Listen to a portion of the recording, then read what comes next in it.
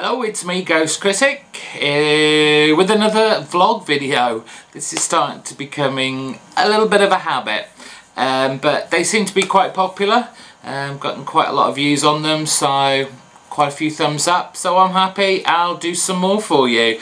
There's definitely plenty to talk about, and I'm going to start off with a haul. Nothing particularly exciting, and if you've already seen Mark's video, MAW00001, he got the same kind of deal as I did. There's a store in the UK, it's like a discounted bookstore, it has stationery in, and it's called The Works. And they did this ages and ages ago, where they kind of shrink wrapped 2 comics and charged 99p for them. Now there's like a DC pack, a Marvel pack, and I think there's a kind of an independent pack as well. We went to Stratford on Friday, the birthplace of the Bard, to soak up some culture, but didn't really that didn't really happen because it was a miserable day. And it's crazy. I went to every charity shop, every second-hand bookstore, every kind of anything that looked like it had antiques in, on the off chance that they might have a box of comics in the corner. Nothing, absolutely nothing, which really kind of depressed me. And it wasn't until we walked into The Works thinking, oh, I'm just going to go in here and see if there's anything I want to buy, I saw these in the corner. So sigh of relief that it wasn't just such a wasted journey, but hey, it was a day out, even if the weather was pretty miserable. So what did you get, Mark? I got Zombie issue 3 from, I think it was 1994. I really loved this series from last year. It's the same writer, John Rosen. That's issue 4. And when I saw these, I just had to pick them up. Issue 5, issue 6, issue 8, great cover there, issue 10, oh, bring that back a bit, issue 11. On the back of these were another comic book, which I'll show just after I've shown all this run. Issue 12, issue 13. Haven't started reading these, but they look really good. What number is this? This is number 18. Kind of taking the Action Comics typography off the top there. Great cover again. Issue 20. And finally the extra sized final issue, issue 21. So I'm certainly going to be looking out to fill the gaps from this series. So pretty much looking forward to that. So what were on the back of these? Well, randomness. So some of the stuff I'm quite interested to read, some of them okay. I've read this one, it's Green Arrow, it's number 15. It's the last issue written by Kevin Smith. So I didn't really know what was going on, but hey ho. Then Brad Meltzer came on with issue 16 in the Archer's Quest story arc. Now, I've not actually heard of this before, maybe someone else can maybe say a bit more about it, but the Omega Men, issue 1. This was back in 1983. The Omega Men, issue 2. And issue 5. Then, haven't got this one, which was lucky, The Spectre, issue 23. Did have this one already, it's Justice League of America, issue 40, part of the Blackest Night. This was quite cool to have, not read it yet, but still issue 1 of Green Lantern Corps. I guess this was taken bought back when they relaunched Green Lantern itself. So I'm trying to find a date here. It must be 2000 and something. Oh, here we go. 2006. So I'm looking forward to reading that one. Adventure Comics issue 12. This must have been a renumbering, because you probably won't be able to see, but underneath in grey it looks like it's number 515 if it was keeping its original numbering. Legion of Superheroes issue 2. I didn't even notice these were on the back of some of them, to be honest, which was a bit silly of me, but issue 72 of Swamp Thing, great cover there, and also issue 77 of Swamp Thing. So yeah, that was what I got. I didn't go as excessive as Mark did, but there we go. Got a bit of extra money this week, so I kind of treated myself.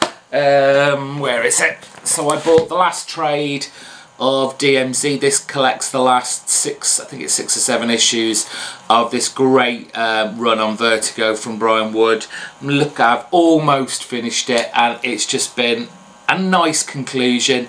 It couldn't have really gone anywhere else, so, but I think the very last issue is going to be quite special. I also, yeah, Lego Batman 2 for the Wii. I loved the first one. I love all the Lego games that they bring out. They're just kind of, you'd say they're mindless fun, but some of the puzzles in them make my head hurt. They really do. But I love these games. It came in a big box as well, and you've got this kind of mini Lego figure of, I hope you can see that, Lex Luthor with this kind of awesome kryptonite gun. So yeah, that was fun. Now, there appears to be lots of contests asking for questions. People are hitting their 100 subscribers, which is great. I missed out on Howler Mouse's competition to watch a private video. I think I might have had a close call there. It might have ruined my whole image of Howler Mouse, and all my respect for him might have just vanished like that. So it's probably a good idea I didn't enter in case I won, so I can have my perfect image of Tim as Mr. History Comic Man intact. Minutia Minute is doing a competition. He's just hit 100 subscribers, so check out his video. He is doing something very interesting, something that I can only, it scares me. He's kind of doing a culling. He does this every year, and it's not a bad idea. I just don't have that kind of, I don't know, strength of character, willpower to do it. But he looks at all the books he's read, and he decides which ones he's going to drop, and the ones he's not enjoying as much anymore now, and so he can go out and get some new ones, basically. So I thought I'd quickly, because I get quite a few books, I'll quickly run through what I collect, and if I was ever, and if I ever had the courage to do it, well, Batman Detective Comics, I don't think I would. It's starting to get better. I'm going to hold out. Batman is never going to go away. It's an awesome title. Scott Snyder rocking it. Batman the Dark Knight could have quite easily been on a culling list until this issue, where it just, Tony Daniels, sorry, no, David Finch, get rid of him off writing, got a new storyteller now with Greg Hurwitz, and it's got so much better. So I kind of got to keep that now. Batman and Robin I'm still having a lot of fun with, so I'm not going to drop that anytime soon. Batwoman, the first arc, phenomenal, I don't care what anyone says. The second one, it started to kind of wear my patience out towards the end, but I think this book could really do well later on once they get rid of this story arc, so that's staying. Something isn't going away. Animal Man certainly isn't going away. I know you've all dropped this now and you think I'm crazy for still getting it, but it's like my kryptonite of comic books. I just have to buy it. It happened in the last run before the reboot where, and the ironic thing is I did eventually drop it, and there must have been like 4 more issues to go until the reboot, so I might as well have just saved it and got the whole series. But I can't drop it. I can't. I need help, Justice League. It just...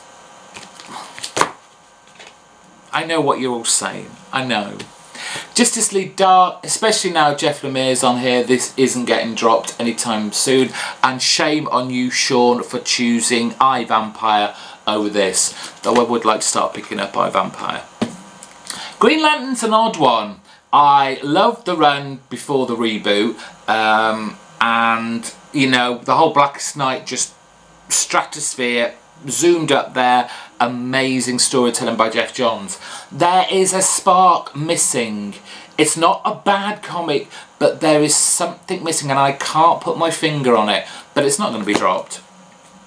Now, I didn't necessarily have this on my pull list yet, but I made the decision not to pick this up anymore. I just don't like the main character, and that's Dial H. I understand all characters can't all be, you know, great upstanding citizens, but this just takes it to the other far extreme. Completely unlikable. Maybe he will make something of himself further down the line, but I'm not interested. On to Vertigo titles. Fables ain't going anywhere. Unwritten, definitely not going anywhere. Not necessarily dropping, but I'm going to pick it up in trade like I did with Jack of Fables, and that's the spin-off Fairest. I've enjoyed these first 3 issues that I picked up. It didn't go on my pull list, but I've decided I'll get it in trade like I did with Jack of Fables. On to Marvel. The Punisher isn't going anywhere, and I believe in October there's another title for the Punisher, Punisher Warzone, coming out. Now, I've got mixed feelings about it. It seems to be tied in with, oh, what a surprise, the Avengers. Now, I'm not sure if he's kind of attacking them and going out to kind of assassinate, kill them, which he obviously won't do because it's the Avengers. But, oh, leave the Avengers alone. Yes, they've had a big film. Yes, it made lots of money. I honestly don't think, because of the film, the audience will translate to comics and, you know, you'll get hundreds of thousands of people picking up Avengers comics. You are saturating the Avengers to the point where I want to be sick. Sorry, Cap and Cummins. Daredevil, definitely not dropping this. Fresh, fresh, fresh. As soon as this banner A versus X goes, this will get back to the greatness that it has been, so I won't be dropping Wolverine. Oh, the Amazing Spider-Man. Now, apparently, and I swear I read somewhere that this Alpha character was going to be the next new villain for Spidey, but apparently it's not. It's his sidekick. Now, I said in the last video that I was going to give this Alpha storyline a chance, and if it was crap, I would then decide to drop Amazing Spider-Man. Because I haven't really, many years of not reading Spider-Man, and then I picked up the .1 issue with Flash Thompson and Venom kind of storyline, which really got me into reading Amazing Spider-Man again. But if this Alpha storyline is the pits, it's going, so I'm not really going to miss it. Talking about comics I wouldn't normally miss, and this is a strange one because I do say good things about this, and I do kind of enjoy the title, but it's not one I've ever really picked up. I got issues of previous runs of this, but never collected it continually, and that's The Incredible Hulk. So while I'm not looking to drop it, if I didn't pick it up next month, I don't think I'd be that bothered. It's still not going anywhere. Uncanny X-Force, not going anywhere. I'm loving it. Ultimate Comics X-Men. Now Brian Wood's on here. Definitely staying on. Nick Spencer, I think we've all realised he can't write a superhero comic, or he needs to practice a little bit more. So thankfully he's not on there, or this could have been dropped. But Brian Wood's on the ball now, so hopefully it'll be good. On to the independents. Now, a lot of my independents I don't actually have on my pull list for various reasons. And the reason for this is, I mean, I don't know what you guys are like, but I won't just put something on my pull list on the sake of one issue. Now, obviously this is a business policy of the comic book shop I go to, but what I see the trend is they have the first issue. I presume they see if it sells quite well. They sometimes have issue 2, and then 3 you never see it. I guess they will only then start ordering them if you put it on your pull list. Now, while that's fine and dandy for them, because yes, I understand their kind of buying policy from, is it Diamond or whatever, but I am not gonna put a comic book on my pull list on 2 issues, not even 3. I read, say, unless I know it's going to be good, it's an artist or a writer that I really like, I'm not going to put it straight on my pull list, especially with independents. So things like Secret, I just pick these off the shelves if it's there. If issue 3 is not there, I won't be able to pick it up. But same with Mind the Gap. I really enjoy it, but if it's not on the shelf, I want to read at least 3 issues before I decide whether to put it on my pull list. This is almost over, which is a shame, so this isn't so much as a culling, as in it's finishing anyway. Bulletproof Coffin, Disinterred, 1 more issue of that to go. Yeah, I'm dropping Saga. Not! Fatale, no, I'm not going to drop this, despite Agent 42Q's loathing of it. Yes, he used the word loathing. Morning Glories, certainly not dropping that. I want to know what the hell is going on. And lastly, Buffy the Vampire Slayer. Given this last storyline, it's a kind of another Incredible Hulk. Would I really miss this if it wasn't on my pull list next month? Probably not. But none of them are going anyway, like I said, so... anything else to talk about?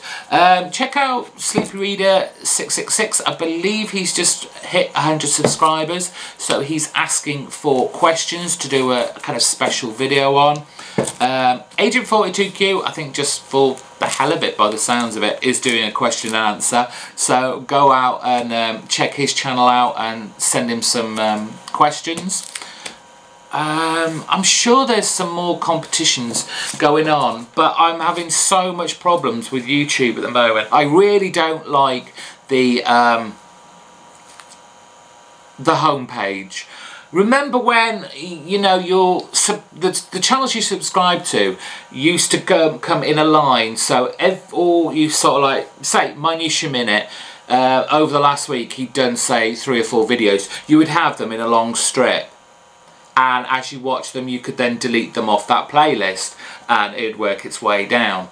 Now, I don't know about anybody else's, but mine, if you put, say, 4 videos up in a day, sort of like James Donnelly used to do this before he did his, like, epic 2-hour length videos. He used to put up 4 15-minute videos. Now, on my feed, on my homepage, it will only show the last one he has uploaded, which would be part 4. But fortunately, because he puts part 4, I know I've still got to go back and watch the other 3. If yours don't do that and you, say, put 3 or 4 all at once, I'm not going to know, because I'm only going to see the very latest one. And sorry, lazy, I'm not going to keep jumping to your channel page and looking to see if I've missed any. So sorry, but that's just That's just YouTube's homepage for you. Has anyone noticed on your video manager page there's like a new section now called the dashboard, which would make a great homepage with a few little tweaks, but it kind of shows you your last 4 videos, your last 4 comments made on those videos. It's got a little section of like your video views for the last 30 days, your subscriber changes. There's a what's new box, which I don't think's fully initiated yet, but looks interesting. And it did make me notice that I'm now up to 475 subscribers. That's 25 away from 500. That's exciting. So spread the word. I know a lot of people have been linking me in on their kind of blogs on Twitter, retweeting my videos on there.